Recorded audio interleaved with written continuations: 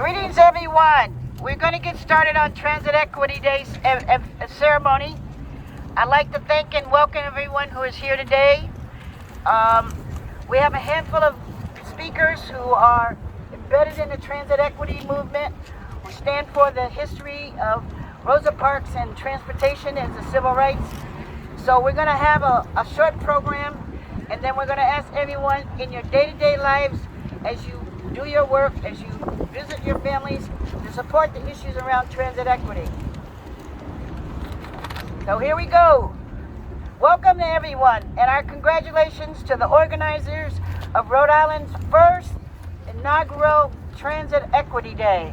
I want to thank our speakers and a shout out to our RIPTA bus drivers who have been, in particular, tirelessly keeping public transportation reliable throughout these trying times of the pandemic. Transit Equity Day honors Rosa Parks and other civil rights icons for their courage to advance race and social equity in public transportation. Today, in the shadows of her legacy, the struggle for equal treatment and equity in public transportation continues. 4 years ago, on February 4th, the Labor Network for Sustainability and the Amalgamated Transit Union Workers launched the National Day of Unity. They called it the Transit Equity Day. The point of the day is to mobilize and declare transit equity a civil right to be protected as a national priority. Today, this message is being lifted across the nation. Well, last Friday when it was her birthday, but we're still lifting it to this moment. People from the unions, nonprofits, government, public policy, and community leaders are united in a common call to challenge the inequities embedded in the history of transportation investments.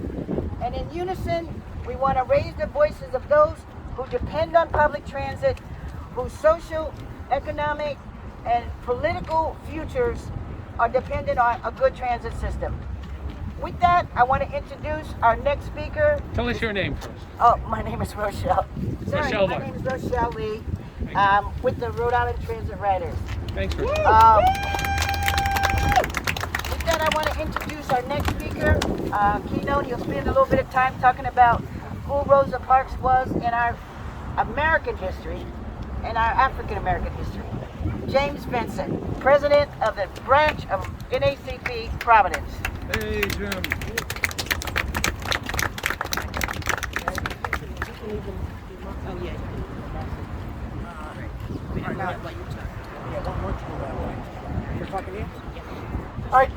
All right, good afternoon, everybody. Hey, good afternoon. How we doing? A lot better today than would have been last Friday, huh? All right, well, I'm happy to be here. Thank you, Rochelle Lee, my dear friend here, for that introduction. But people also should know that I'm also the outreach officer at RIPTA, so transit and equity is near and dear to my heart. I'd like to give a shout out to my CEO, Scott Evadizian over here, and also my colleagues Greg and Christy, and also our union chief Nick. And I also like to give a shout out to the fine students of Charette Charter School. All right, Rosa Parks. Rosa Parks to me is somebody that I hold near and dear because she was the branch secretary of the Montgomery NAACP, Montgomery, Alabama. It was the NAACP in Alabama that decided that Rosa Parks would be the person that would test this 14th Amendment in terms of equal protection. So Rosa Parks, who was later fired and also had death threats to her dying day, even in Detroit, which she had to flee to, is an American hero. She is an American hero, Rosa Parks, make no mistake about it. All right, so I want to make sure people know that she was the NAACP secretary at Montgomery, so that you understand the tie-in with civil rights. And in fact, a lot of people point towards that moment as starting the civil rights movement. That incident, as well as Emmett Till in 1955, starting the modern civil rights movement, leading to the 1964 Civil Rights Act, 65 Voting Rights Act, and the 1968 Fair Housing Act. So I want to make sure that everyone understands who Rosa Parks is, because it's Rosa Parks who we're honoring today. Thank you.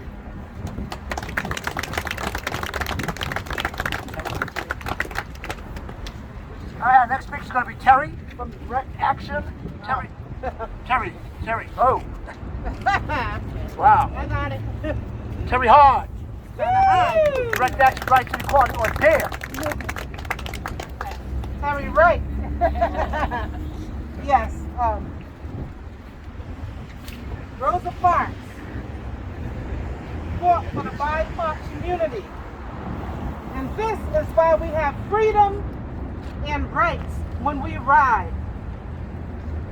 Transportation justice is needed to have a healthy community. Being able to move without restriction and being able to envision where the road will take us and actually being able to arrive at that destination is transportation justice. Woo! Bus service to anywhere in Rhode Island that our hearts desire. Each destination being essential to community priorities. Low-income people of color, limited Spanish speaking, youth, and marginalized transit riders, seniors and disabled riders. We seek transportation justice. This is our story, and it speaks about our society and who is taking the bus. This is who we are. Rosa Parks is not in so we could ride. We have arrived at the dream. Our livelihood is within each transit line, giving us life from one destination to the next.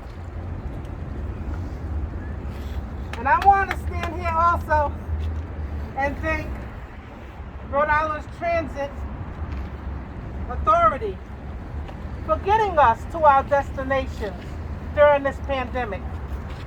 Absolutely, thank you for your service. Woo! But again, I say, in order to have healthy communities, we need transportation justice. And this is our story. Thank you.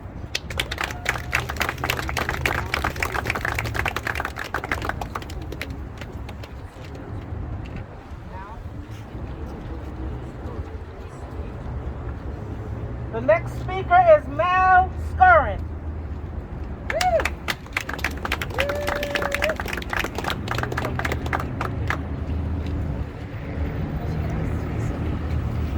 Good afternoon, everyone. Can you hear me okay? Yeah. My name is Mel Skyrim. I'm the Transportation Policy and Program Coordinator at Green Energy Consumers Alliance. Green Energy Consumers Alliance is an organization based right here in Providence, and our mission is to empower consumers to speed the transition to a low-carbon future. Now you might be thinking, what does climate and energy have to do with transit equity, which is what we're here to talk about today? And the fact is, all of the causes of our climate crisis are the same causes of the transit inequity that we have seen for the last 50 and 60 years and continue to see today.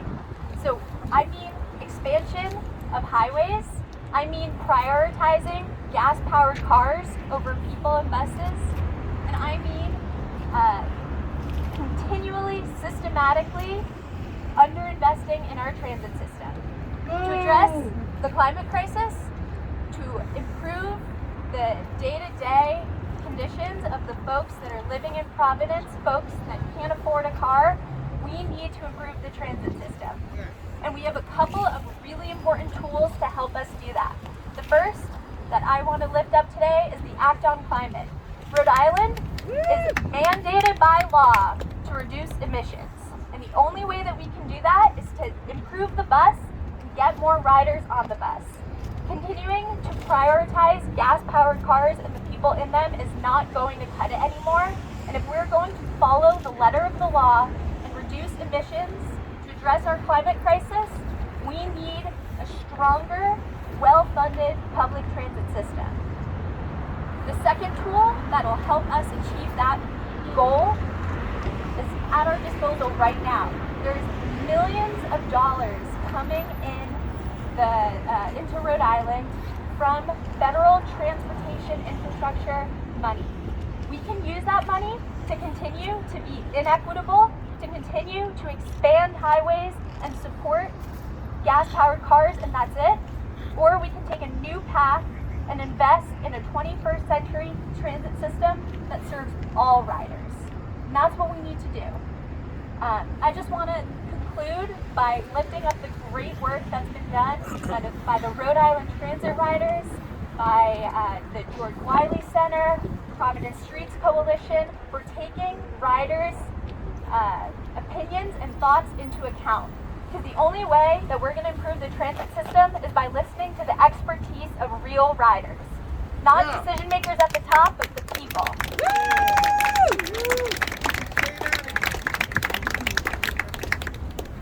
Next up is going to be Hank Webster from the Acadia Center. Thank you, everyone. Good.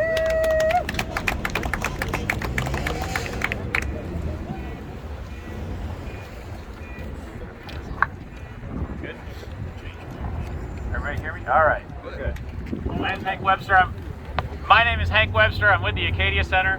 We're a nonprofit that works on clean energy issues throughout the Northeast. And one of the most important issues that we need to address is transportation pollution, which Mal just talked about. It's the leading source of emissions in the state. And that's going into all of our communities. It's going into the windows. It's going along the highways. We know that we're living with that. And so we need to turn our back on the status quo. We need to invest this once-in-a-generation opportunity to invest in transit-oriented development, in building the infrastructure that will serve our public transit, that will help people get around the state more easily without the pressures of having to own a vehicle. Failure to invest in our public transportation network and the infrastructure is a failure to invest in our people. I'll say that again. A failure to invest in our public transportation infrastructure is a failure to invest in our people. And we need to make the right choices to propel us forward in a way that is far better than we have in the past. So let's build more bus shelters. Let's encourage more people to do this. I see the sign, more buses equal less pollution. That's absolutely true.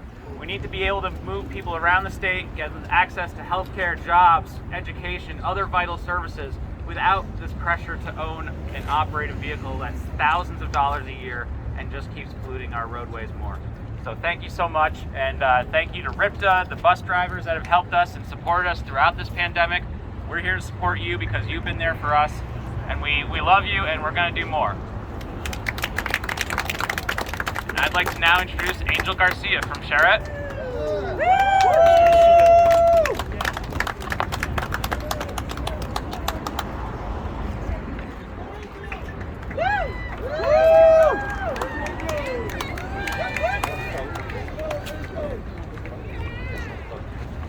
Hello, good afternoon.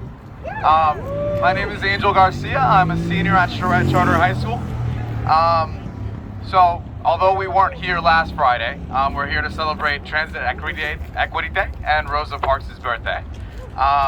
So, don't mind me, I'm sorry, I'm a little bit nervous. I do have a speech ready and I am prepared.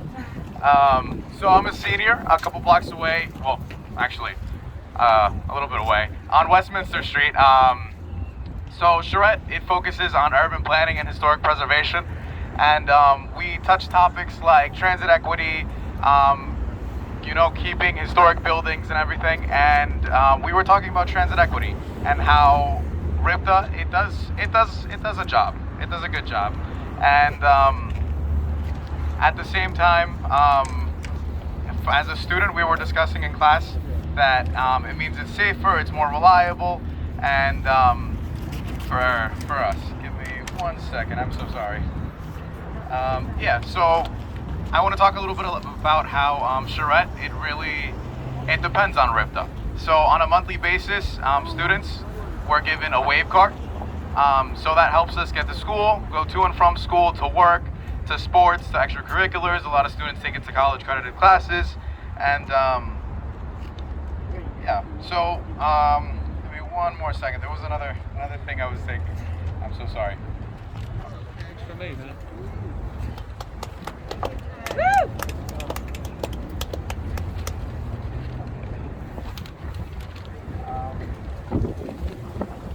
Yeah, so transportation in Providence is everything, especially for our school. And as a student, as I said before, it's safe, clean, and reliable. And this would also promote accessibility for every member in our community. So that means regardless of race, gender, sexual orientation, age, ability, and just because everybody deserves an affordable and a safe ride. So if we take a step back and we realize how important RIPTA is in Providence, we can realize that it's not leaving anytime soon. But my hope as a student, and what we discussed in class a couple days ago, is that public transportation, it needs more awareness, it needs more funding in the future, and that's also going to promote safer, cleaner, and a more reliable RIPTA. So thank you very much on behalf of Charette and myself for inviting us to Transit Equity Day. Have a fantastic afternoon, guys. Perfect. So Nick DeCristoforo is the next speaker.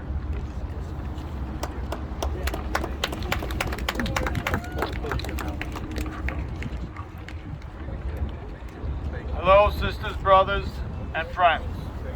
My name is Nick DeCristofaro. I am the president of Amalgamated Transit Union, Local 618, representing the frontline heroes of Rhode Island Public Transit. Today we commemorate Rosa Parks' birthday and the courageous seat that she refused to give up that sparked the movement. This inspired the ATU and the Rider and environmental groups to found Transit Equity Day 4 years ago. This year, we are calling for investment in the skilled, experienced RIPTA workers that keep our buses moving.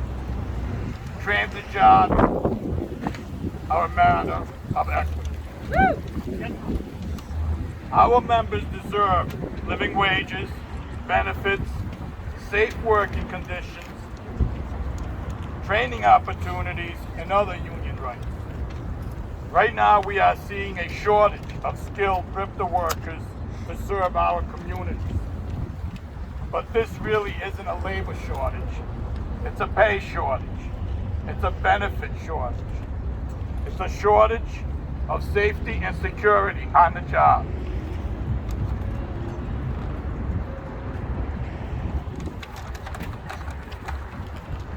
Even before the pandemic, there wasn't enough investment in RIPTA workforce. The pandemic only made the crisis worse. If RIPTA is going to survive and expand, we must provide good union jobs. Jobs that provide safety, security, healthy environments for RIPTA workers. Jobs that ensure wages and working conditions, including hazard pay, and enduring public health crises like the pandemic. This year's theme for Transit Equity Day is getting transit back on track. Hold it up. It's a wind. Little windy out here. We have to make sure that the future of transit doesn't leave workers or passengers behind. Together, I know we won't do that. Thank you so much for having me and everyone across the country take part in today's actions. Happy Trans Equity Day. Thank you. Carlos, Representative.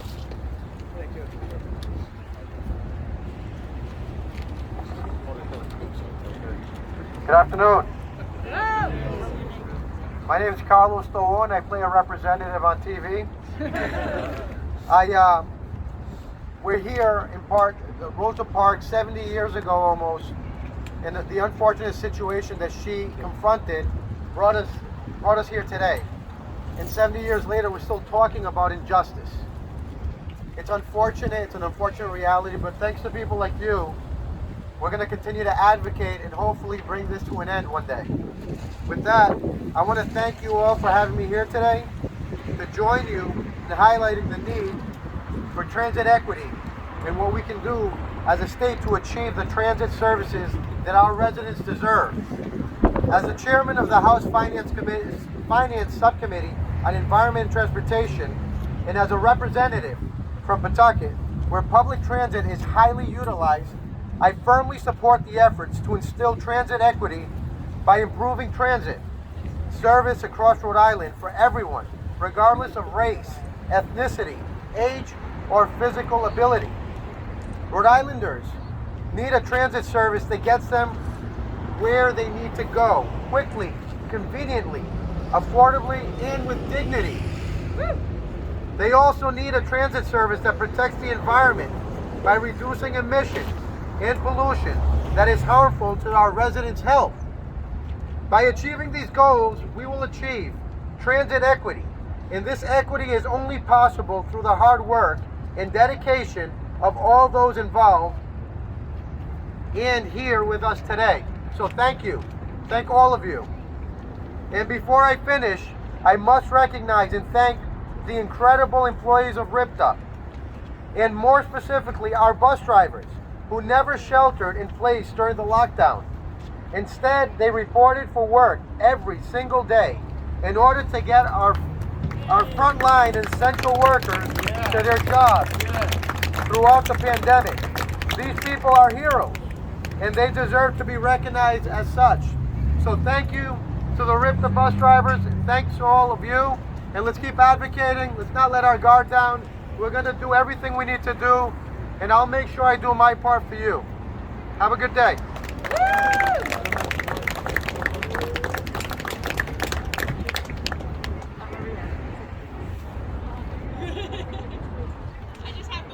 We have Maria for voter registration. I'm from the Secretary of State's office, so if you need voter registration. So Maria's from the Secretary of State's office, and if you need voter registration, right over there.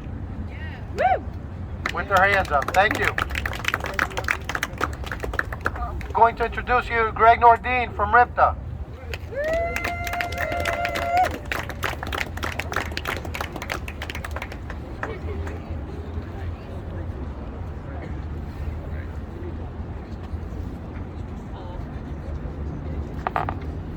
Good afternoon, everybody. My name is Greg Nordin. I'm RIPTA's Chief of Strategic Advancement, which is a really long way of saying that I am in charge of the team that oversees the design of our fantastic bus system. Before I get into my speech, I just want to say I'm incredibly humbled to be here today. I was not expecting so many young people to be here, and it's really inspiring just to see that you guys are here to support transit equity, and it's really wonderful. So thank you guys for coming out.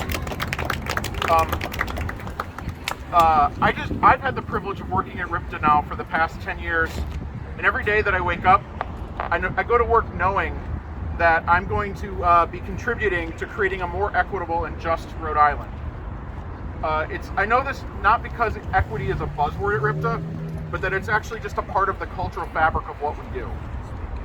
For many people that use RIPTA, it's an essential lifeline to employment, healthcare, education, food, housing, and more. The communities we serve rely on access to public transportation to ensure their health, their well-being, and their livelihood. RIPTA takes this role seriously, and we are committed to ensuring that the services that we provide improve the lives of our riders, especially those that historically have had the greatest barriers to accessing transportation. In an effort to make transit easier and more equitable, we have several initiatives that we have recently launched. These include things such as our new wave fare collection system. This is a system that makes it easier to pay your fares and more affordable for low-income riders.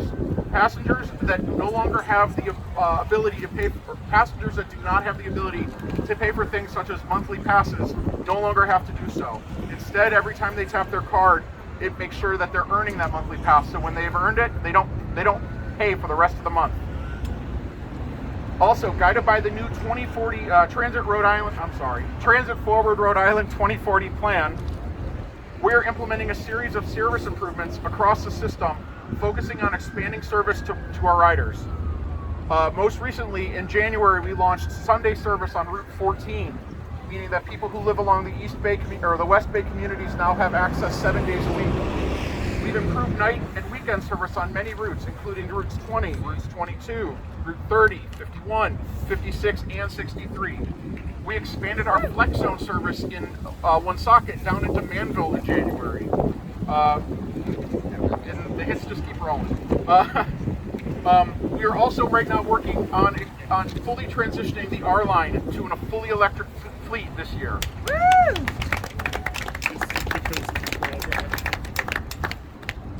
When that's complete, the R line is our highest ridership route, and that route, 1 in 5 riders of RIPTA's system will be riding on an emissions-free vehicle.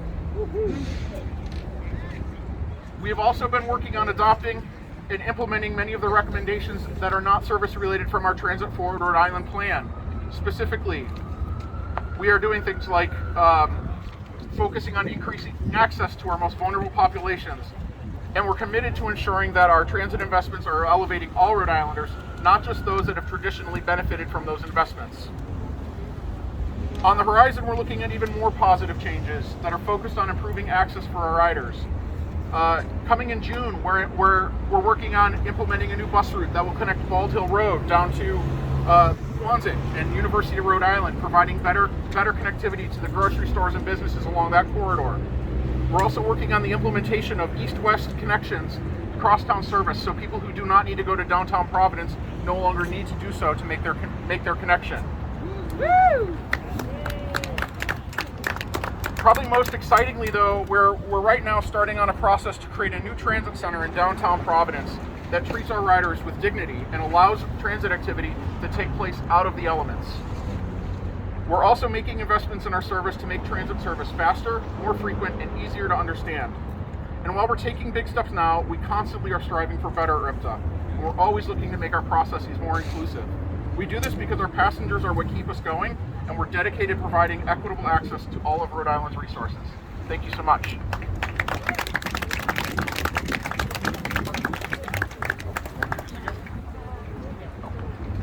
Next up is Patricia Robb.